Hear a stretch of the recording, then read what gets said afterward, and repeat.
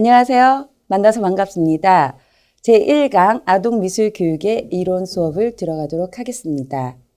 그 첫 번째 아동미술교육의 목적을 보도록 하죠.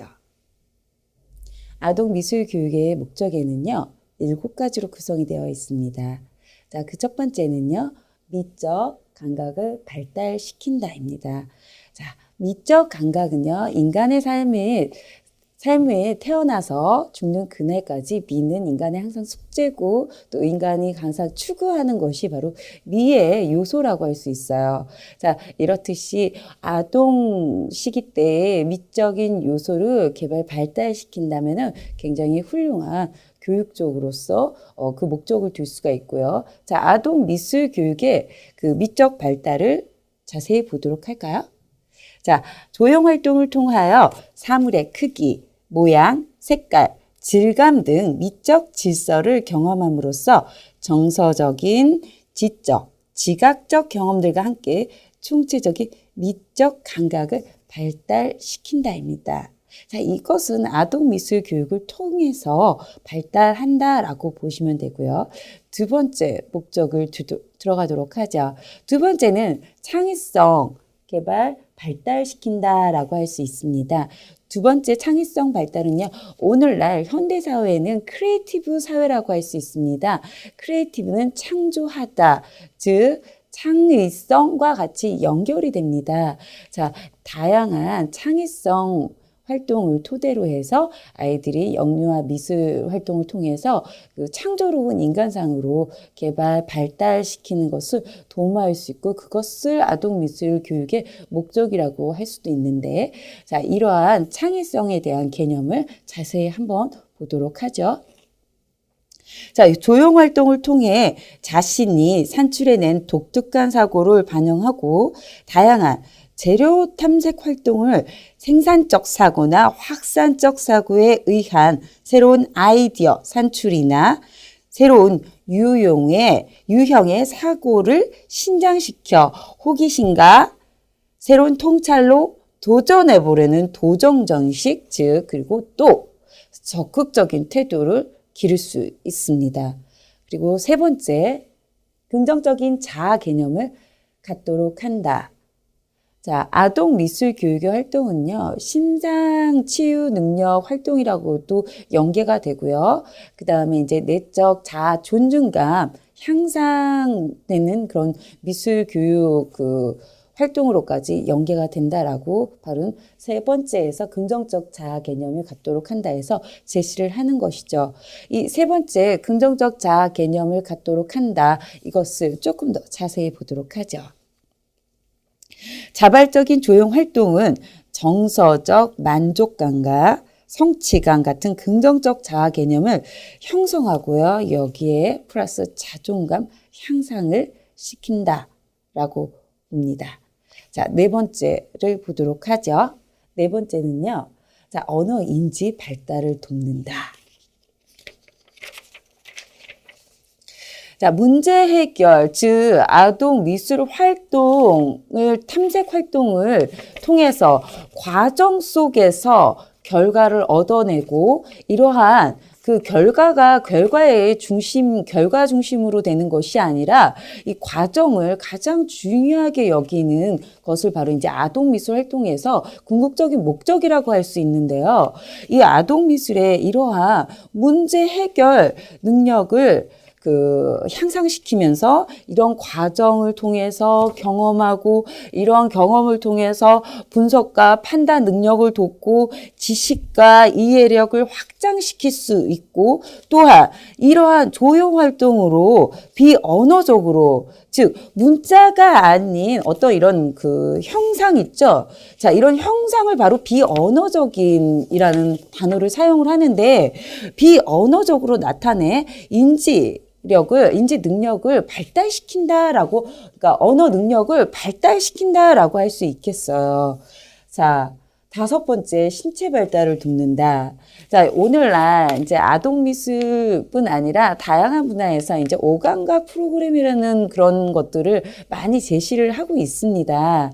자, 이러한 그 현대사회, 21세기의 현대사회에 들어와서 인간의 모든 신체적인, 내적인 그러한 것들을 그 개발하고 발달시키는 것이 바로 이제 우리의 주 궁극적인 교육의 목적으로, 이제 전체적인 학문적인 목적으로 둘 수가 있는데, 아동미술에서 바로 이러한 신체 발달을 돕는다라는 것을 또 목적을 두고 있습니다. 이 아동미술 활동에 있어서는 영유아, 자, 손가락을 움직이는 것은 바로 소근육. 자, 신체 모든 크게 움직이는 몸을 움직이는 것을 바로 대근육. 자, 그리고 또 그 촉각, 후각, 미각, 청각 이런 것들을 오감각 이런 인간의 모든 감각 기능을 발달시키는 것이 바로 이제 이 신체 발달을 돕는다라는 것 안에 포함이 되어 있습니다. 자, 신체 발달을 돕는다를 조금 더 간략하게 한 번 더 정의를 내려본다면 자신의 신체 기능을 활용하며 조형 활동에 참여하고 시각적으로 보고 만져가며 그리거나 오리고 붙이고 다양한 창조 활동을 토대로 해서요. 자, 이러한 것들을 활동을 통해서 경험하고 이런 것들을 통해서 우리의 지금 앞에 말씀드린 오감각, 즉 소근육 그리고 대근육 이런 인간의 모든 감각을 발달시키는 것이 바로 이 신체 발달을 돕는다에 포함이 되어 있습니다. 자, 6번째, 사회 문화적 발달을 돕는다라고 보죠. 자, 사회 문화적 발달에는요. 자, 19세기 다르고 20세기 다르고 21세기 다르죠. 자, 21세기인 오늘날 우리의 이런 사회 전반적인 그 모든 현상과 그리고 문화적인 요소들이 바로 이 아동 미술 안에 모두 이제 엑기스로 그 함축돼서 아이들한테 그 교육을 시키는 것이 바로 이제 사회 문화적 발달을 돕는다에 들어가 있는데, 자, 사회 문화적 발달 돕는다에 를 조금 더 이렇게 짧게 만약에 간략하게 얘기를 한다면, 요점을 한다면, 자, 조형 활동은 자신의 경험을 스스로 표현해 봄으로써 창작 활동에 참여하며 다른 사람들의 작품을 감상해 보고, 자, 이러한 감상을 통해서 자신과 자기 주변의 모든 세계, 그리고 또 이러한 그 주변 세계와 그 다음에 나와 다른 이들의 어떤 이런 소통하는 것들, 이런 그런 것들에 대해서 그 더욱 잘 이해하게 될 수 있고요. 그리고 조형 활동은 사회성과 문화에 대한 발달을 돕고 있다라고 볼 수 있겠습니다. 자, 우리 마지막 심리치료 기능을 갖는다. 네. 이 심리치료 기능을 갖는다의 아동미술의 교육에 이제 목적이 포함이 되어 있는데, 그것은 바로 미술은, 즉, 미는 인간의 모든 삶에 있어서 절대로 빠질 수가 없습니다. 우리의 일상생활에 어떤 이런 바깥을 쇼핑을 하거나 우리가 거리를 걸어가거나 또는 우리가 교육 환경에 정해져 있는 바닥, 실내 내부 인테리어나 또 우리가 어디 문화적인 요소 생활 공간이라든가 또는 우리가 자연 경관을 보고 너무 아름답다. 저 어쩜 저렇게 너무 멋있고 아름답지? 굉장히 흥미로운데 또 이러한 것들이 바로 이제 미라는 요소고, 또 이러한 미를 아름답다. 이거는 굉장히 보라색은 아름답고 저것은 좀 뭔가 이런데 이런 것은 바로 미적 판단이라는 기준치로 또 들어가요. 미의 요소에서는 다양하게 많이 이제 미적 판단, 미적 가치 이런 것들로 구성이 되어 있는데, 그러하듯이 이 미에 관련된 모든 인간의 삶에 있어서 미는 태어나서 죽는 그날까지 존재한다라고 보고, 이러한 어떤 이런 심리 치료 과정 속 안에서 이런 미 활동을 하면서 정신적으로, 심리적으로 어떤 이런 외부의 불안 환경이라든가 억압받았던 거, 스트레스 받았던 거, 이런 것들을 어떤 이제 미술, 조형, 비언어적인 활동으로 우리가 표현을 해보면서 내적 스트레스로 완화시키고 치유의 효과까지도 있기 때문에 바로 심리적 치료 기능을 갖는다라고 볼 수 있습니다. 그러하여서 어떤 이런 어린아이들의 또 이제 또 그 동화적인 어떤 이런 꿈과 희망 이런 것들이 그 동화적인 세계를 그 외부로 표현을 하면서 머릿속에 있는 걸 외부로 실제로 구현하면서 이러한 것들이 바로 내적 심상 치유를 그 유발을 시키고 이런 내적 심사일 치유 활동을 통해서 우리가 아이들의 더욱더 건강하고 행복한 그 이제 어른으로 성장할 수 있겠다라고 볼 수 있겠습니다. 자, 아동화 발달의 단계별 이해인데 여러 학자들이 있어요. 지책이라든가 우리 이제 아이스너라든가 굉장히 많이 있어요. 많이 있는데 자, 그중에 로엔필드의 아동화 발달 단계가 이제 발달 단계를 중심으로 우리가 보겠는데요. 로엔필드의 아동화의 발달 단계 그 첫 번째는요. 난하기 그리고 2세부터 연령별은 2세부터 4세로 구성이 되어 있어요. 명명해요. 근데 이 난하기에는 세 가지로 구성이 되어 있어요. 자, 보도록 해요. 조금 더 자세히.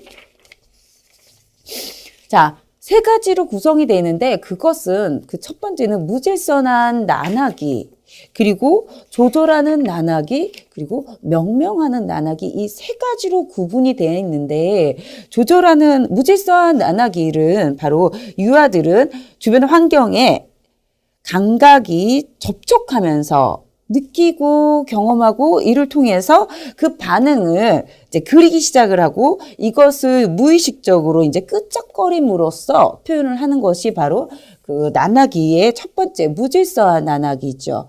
자, 두 번째 조절하는 난하기인데요. 자, 조절하는 난하기는 동작이 반복되면서 시각과 근육 운동 간의 협응이 시작이 되는 것을 말하고요. 자, 명명하는 난하기에는 무의식적인 접근이 의식적인 접근이 돼요. 자, 마구잡이로 무의식적으로 막 끄적거렸어요. 그런데 이제 내가 무언가를 경험하고 느끼고 또 맛도 보고 그것을 토대로 해서 또 뭔가 움직여보고 아동이 이제 난하기 안에서 이렇게 느껴가면서 자신의 어떤 이런 그 사물에 대해서 자신이 그린 거에 대해서 이것은 꽃, 이것은 나무 이런 것을 명명하는 것을 이름을 붙이는 것을 바로 이제 명명하는 난하기라고 할 수 있겠어요. 자, 잊지 마세요.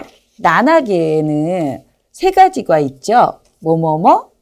그 첫 번째 바로 무질서한 난하기, 두 번째 조절하는 난하기, 세 번째 명명하는 난하기 꼭 기억해 주셔야 돼요. 자, 전도식기를 보도록 하죠. 전도식기는 4세부터 7세를 칭하는데 자, 표현된 것과 대상과의 관계를 발견하기 시작하고 아는 바를 그린다. 아는 바를 그린다가 바로 포인트라고 할 수 있어요. 자, 반복을 통해 한정된 개념을 발달시킨다. 인물, 나무, 해, 산을 주로 그리며 모든 것을 자기중심적으로 표현한다라는 것을 바로 전도식기 시기에 나타나는 바로 표현 방법이라고 할 수 있겠습니다. 자, 도식기 7세부터 9세 들어가도록 하죠. 도식기의 발달 연령이 몇 세부터 몇 세? 7세부터 9세예요.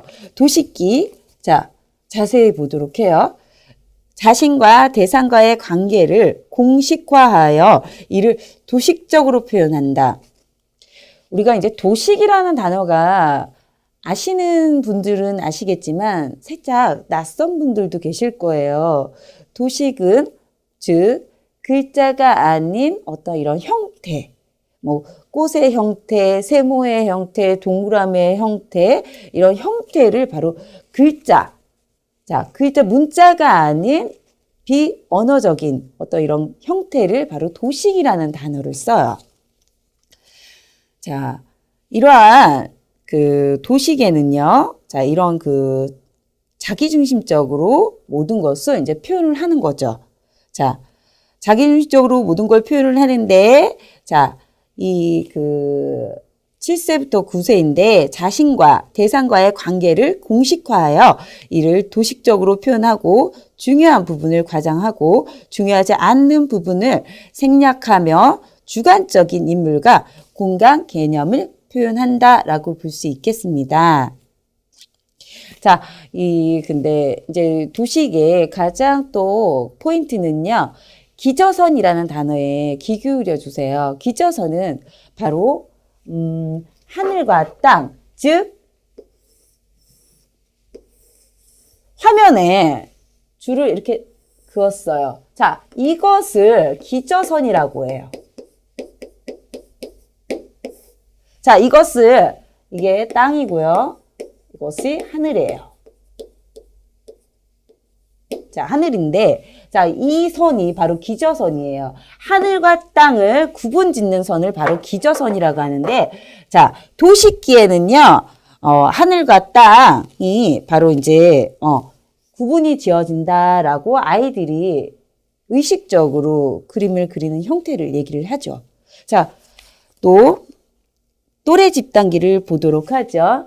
또래 집단기는 9세부터 11세인데 또래 집단의 의사를 존중하고 도식으로부터 벗어나기 시작하며 세부 표현이 나타나요. 자, 어때요? 자, 또래 집단기 이전에는 나나기, 끄적거림의 시기, 그 다음에 전도시기, 도시기, 어떤 이런 형태를 어떤 이런 이제 무의식적으로 그리고, 자, 이런 것들에 대해서 자신의 이름을 붙이고, 또 그를 통해서 자신의 어떤 이런 내적인 것을 외부로서 표현하는 그러한 것들을 표현 활동을 했는데, 자, 이 또래 집단계에서는요, 자, 9세, 9세부터 11세인데, 자, 또래 집단계에는 자신의 의사를, 즉, 나의 의사, 또 타인의 의사, 그리고 또래와의 관계의 의사를 존중하고 그리고 도식으로부터 벗어나고 자 이것을 세부 표현 이제 자세히 사실 그대로 조금씩 그려가기 시작을 한다라고 말을 하는 겁니다. 자, 이것이 바로 시각, 눈을 통해서 시신경을 통해서 그리고 지각을 발달로 객관적인 상태에서 바로 이제 사물을 관찰하고 중첩과 기저선 사이의 공간을 인식하게 되고요. 위에서 본 모습을 표현한다라고 볼 수 있겠습니다. 자, 의사실기를 보도록 하죠. 11세와 13세입니다. 자, 사실적으로 표현하려고 노력을 하고요. 시각형과 촉각형으로 나타나기 시작합니다. 자, 모든 묘사가 운동감이 많아지며 운동감과 비례, 배경 등을 표현하죠. 네. 자, 마지막으로 결정기. 자, 결정기는 13세부터 17세를 말합니다. 자, 창조적인 그림을 그리는 시기이고요.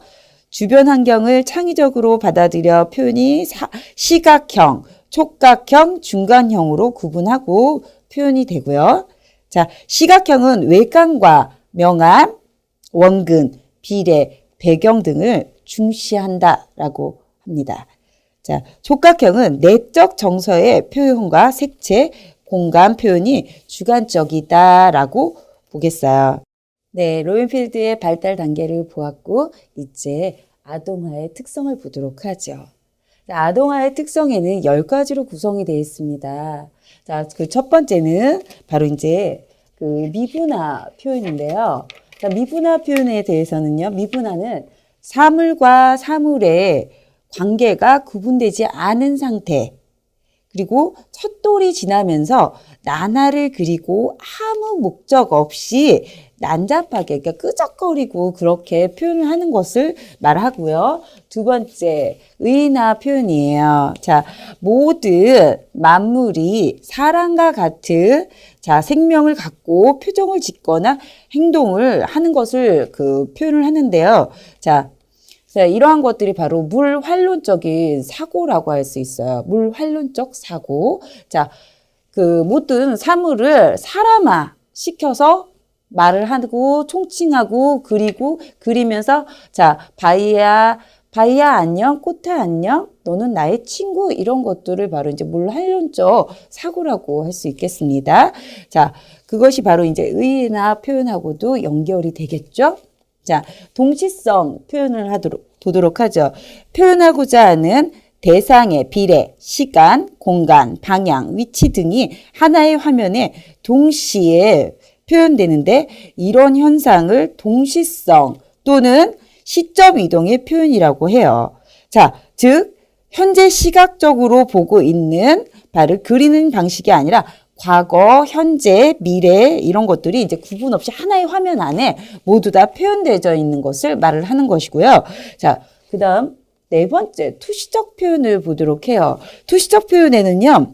아동의 다양한 생각과 경험, 그림을 표현하는 것인데 자, 우리가 책상이 있어요. 아동화에서 책상에 앉아있는 모습을 그려보도록 할까? 그러면 책상 내부 안을 다 그리고 자동차 내부 안을 다 그리듯이 바로 그러한 것을 바로 투시적 표현이라고 하는데 자, 아동은 경험했던 내용을 그 형태나 원리에 적용해서 그리기보다는 사고 자체를 그리기 때문에 눈에 보이지 않는 내부의 모습까지 그 표현하는 것을 바로 이제 투시적 표현이라고 하고요. 자, 다섯 번째 대칭적 표현이에요. 자, 화면을 수직 2등분으로 구분해서 대칭적으로 표현하거나 물체를 상하, 좌우로 배열하여 대칭적으로 표현하는 것을 말을 하고요. 자, 이러한 것이 이제 언어적, 관념적 대칭으로 간주하여 표현하죠. 자, 여섯 번째, 과장된 표현. 네. 자, 아동은 대상에 크고 작고 멀고 가깝고 자, 이러한 것을 바로 이제 원근감이라는 명칭으로 말을 하는데요. 이러한 원근감이 없이 나의 생각, 나의 주관대로 표현하는 것을 바로 이제 그 과장된 표현이라고 하고요. 그리고 또 그것을 내 느낌대로 표현한 것이 바로 이제 과장된 표현이라고 할 수 있어요.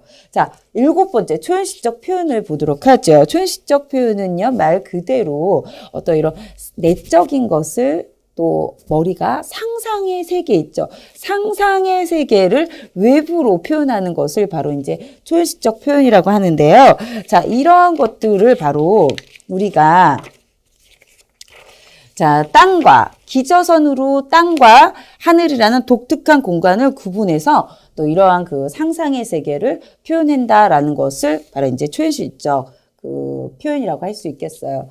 여덟 번째 기저선의 표현이 있죠. 여섯 번째, 자, 일곱 번째죠.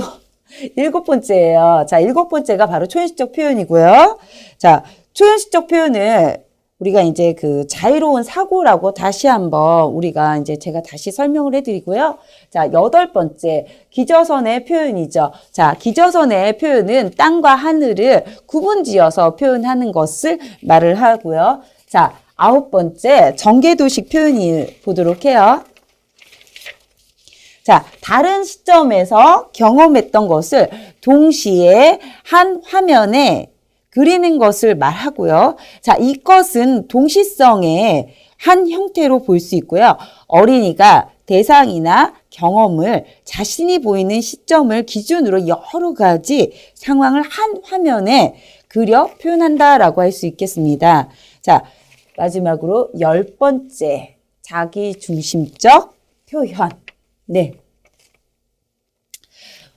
아동은요, 모든 것은 바로 이제 내가 경험하고 내가 느끼고 내가 생각한 것을 내 생각대로 내 느낌대로 표현하는 것을 바로 자기중심적 표현이라고 하고요. 상대방이나 주변 사항은 관심의 대상이 되지 않고요. 자, 아동은 자기중심적인 사고를 하고 자신을 과장하게 표현하기 위해서 주관대로 내 마음대로 내 마음껏 멋지게 내 마음에 있는 모든 세계를 아주 그냥 굉장히 멋있게 표현하는 것을 바로 이제 아동화의 바로 이제 표현적 특성이라고 볼 수 있겠습니다. 네. 이제 아동화의 표현적 특성 우리 여러분들 잘 보았죠?